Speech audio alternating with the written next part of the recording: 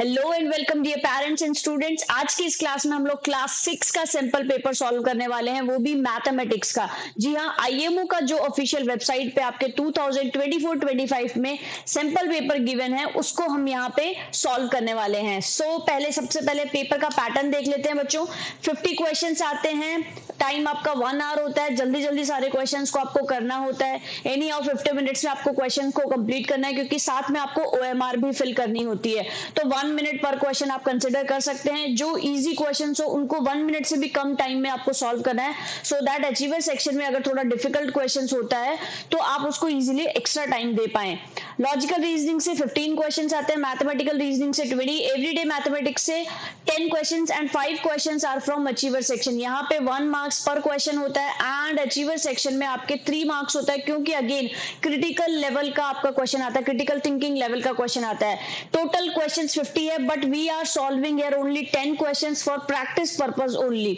So here is the first question, find the next term in the series given below. So यहाँ पे आपको एक series given है और आपको ये नेक्स्ट टर्म फाइंड आउट करनी है। ऐसे सीरीज वाले क्वेश्चंस को देखो बच्चों, क्या लॉजिक लगा हुआ है। 3 में कितना ऐड करेंगे कि 6 आ जाएगा, +3 करेंगे। देन 6 में कितना ऐड करेंगे कि 11 आ जाएगा, देन +5 हम ऐड करेंगे।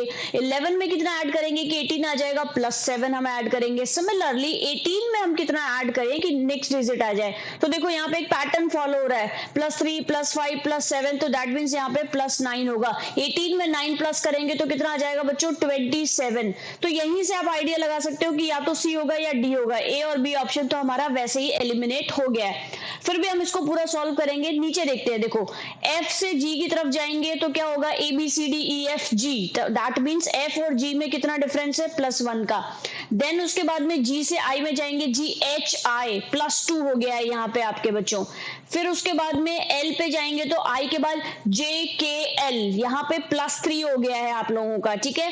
एंड सिमिलरली जो नेक्स्ट डिजिट होगी वो क्या होगी, +4, और एल में हम +4 करेंगे तो क्या होगा, एल के बाद में M N O P, that means जो हमारी नेक्स्ट अल्फाबेट होगा वो होगा P. So that is why C is the correct answer for this question. It's a very easy question, बस आपको लॉजिक को आइडेंटिफाई करना है।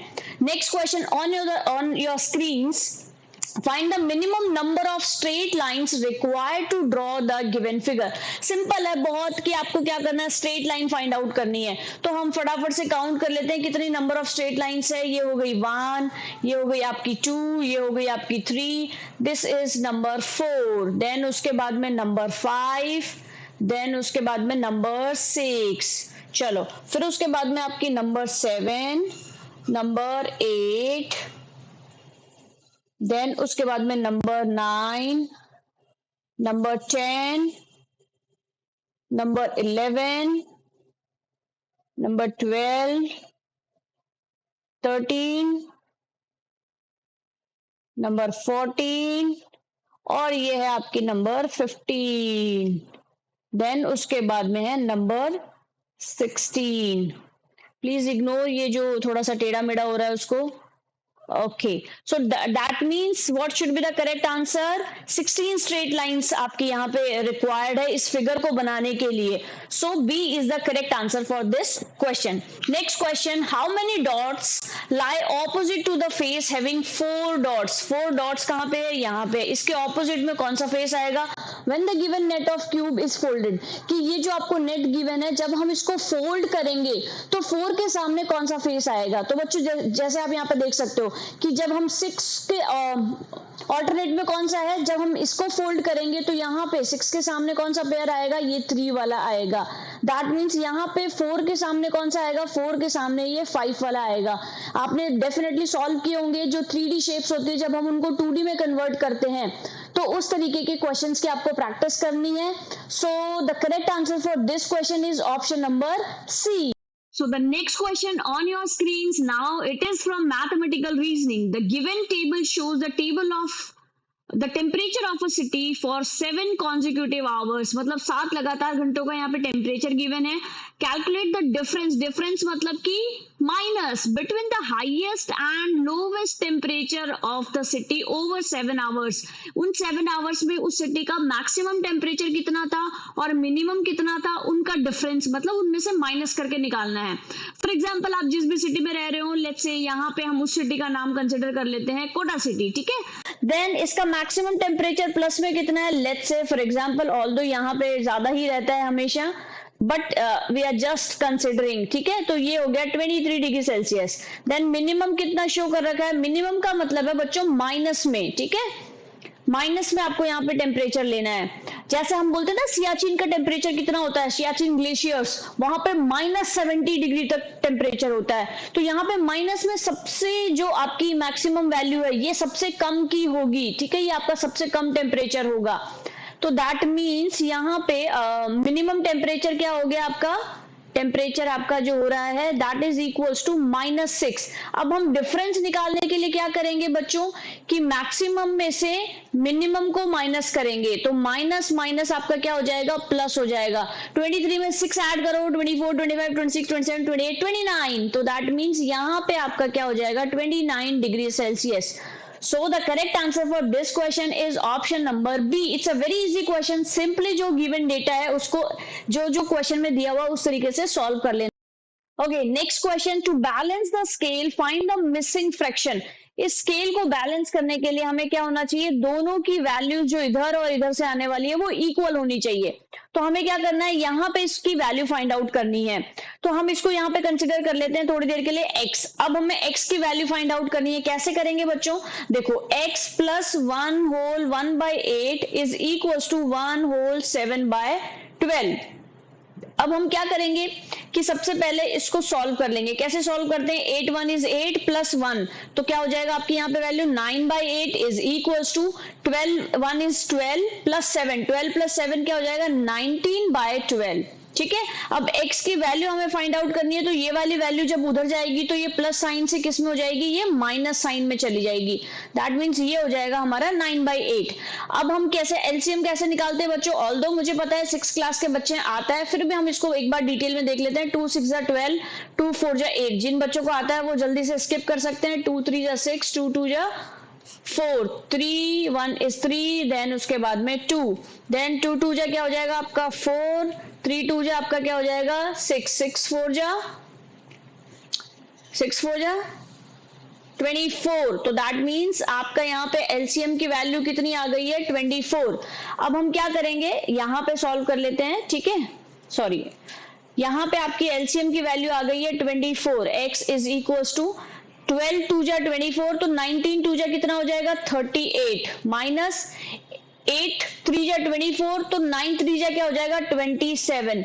जब हम 38 में से 27 माइनस करेंगे तो क्या आ जाएगा 11/24. And this is your answer and it is option number A. Simply जो डेटा गिवन है उसको बस स्टेप बाय स्टेप सॉल्व किया और हमारा आंसर आ गया. So I'm so proud of you. You are actually practicing these type of questions क्योंकि थोड़े से एक्स्ट्रा एफर्ट लगाने पड़ते हैं. Although you are preparing for the Olympiad or not, but yes, इससे आपका ब्रेन की जो क्रिटिकल थिंकिंग है वो डेफिनेटली इंप्रूव होने वाली है. So the next question evaluate. यहाँ पे आपको ये जो वैल्यूज गिवन है उसको सिंपली आपको सॉल्व करना है. तो आपको क्या दिया हुआ है -1 प्लस 55 माइनस माइनस क्या हो जाएगा बच्चों प्लस 29 प्लस माइनस क्या हो जाता है आपका -1 again minus minus plus 82 and plus -3. अब इसको हम क्या करेंगे, सिंपल करने के लिए प्लस की वैल्यूज को एक साथ लिख लेते हैं एंड सिमिलरली जो माइनस की वैल्यूज हैं उनको हम एक साथ लिख लेते हैं. ठीक है, सिंपली -1 एंड -3. ठीक है, तो यहाँ पे हम थोड़ा सा एक बार इसको डिटेल में कर लेते हैं. 55 को हम करेंगे, देन हम इसमें 82 और 29. ठीक है, तो यहाँ पे कितना हो जाएगा 5 + 2 7. ठीक है, 7 में हम 9 ऐड करेंगे 16, यहाँ पे 1 कैरी हो गया. देन 5 1 6 में हम ऐड करेंगे 6 6 + 12 14, 14 में 2 ऐड करेंगे तो हमारा हो जाएगा 16. दैट मीन्स यहाँ पे जो वैल्यू आई 166 एंड -5. जब 166 में से 5 माइनस करेंगे तो हमारे पास क्या आ जाएगा 161. So the correct answer for this question is option number A. कितना इजी था, बहुत सिंपली क्या करना होता है बच्चों, पेशेंसली आपको क्वेश्चन को अच्छे से पढ़ना है और धीरे धीरे उसको स्टेप बाय स्टेप सॉल्व करना है। बहुत जल्दी भागने की जरूरत नहीं है, स्टेप बाय स्टेप बढ़ना है। On a hill the temperature at 8 PM, रात के 8 बजे टेम्परेचर कितना है 2 डिग्री सेल्सियस है, बट एट द मिडनाइट, रात के 12 बजे of the same day it fell down to -3 degree Celsius, ठीक है, -3 डिग्री सेंटीग्रेड। तो कितना हो गया है, ये कम हो गया है basically. By how many degrees did the temperature fall, कितना गिरा आपका टेम्परेचर 2 डिग्री से, 2 डिग्री सेल्सियस से आपका कितना हो गया है -3 हो गया है, ठीक है। तो अब आपको बताना है कितना डाउन हुआ। तो सिंपल है बच्चों, देखो 2 तो यहाँ पे +2 है, ठीक है, और यहाँ पे कितना है -3 है। तो दैट मीन्स 2 और 3, क्योंकि यहाँ पे हमें साइन में नहीं पूछा है, यहाँ पे हमसे एग्जैक्टली पूछा है कि कितना गिरा है। तो यहाँ पे 2 और 3 को जब हम ऐड करेंगे तो 5 आ जाएगा। दैट मीन्स आपका जो टेम्परेचर गिरा है वो 5 डिग्री से गिरा है। So the correct answer is option number B. Okay, the next question is Vishal jogged around a rectangular field 4 times. Okay. If the rectangular field was 135 meter long and 75 meter wide, then how far did Vishal jog? तो सबसे पहले तो हम क्या बनाएंगे, यहाँ पे एक rectangular field बना देंगे। यहाँ पे बताया कि विशाल को जॉगिंग करना बहुत पसंद है और उसने कितने चक्कर काटे हैं इसके 4। इसकी लेंथ भी गिवन है 135 मीटर और इसकी विड्थ भी गिवन है दैट इज 78 मीटर। तो हमें पता है बच्चों कि सबसे पहले हम क्या करेंगे, इसका पेरीमीटर निकाल लेंगे, ठीक है। तो पेरीमीटर ऑफ रेक्टेंगल की क्या होगा, इसका फॉर्मूला क्या होता है 2 × L प्लस W मानो या फिर B मानो इसको। देन उसके बाद में हमारे पास में वैल्यूज गिवन है L की 135 एंड हमारे पास में वैल्यू है विड्थ की दैट इज 78। तो हम क्या करेंगे 135 प्लस 78। तो सिंपली हम क्या करेंगे बच्चों, यहाँ पे ये रफ वर्क के लिए हमने लाइन ड्रॉ कर ली है, 135 में 78 ऐड करेंगे। जिन बच्चों को इजी लगता है वो जल्दी से स्किप कर लेंगे। 13 हो गया, 13 के बाद में 1 ऐड करा, 7 + 3 10 और 11, ठीक है। तो दैट मीन्स ये क्या हो गया 213। तो यहाँ पे आपका पेरीमीटर कितना आ गया बच्चों 213 आ चुका है।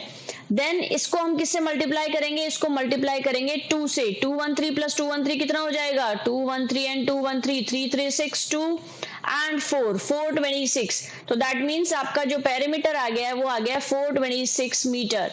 अब उसने क्या बोला है कि भाई ये तो एक का ही है, 426 जो आया है ना बच्चों ये तो एक चक्कर का आया है। अब इसको क्या है, इसने कितने चक्कर काटे हैं, इसने 4 चक्कर काटे हैं।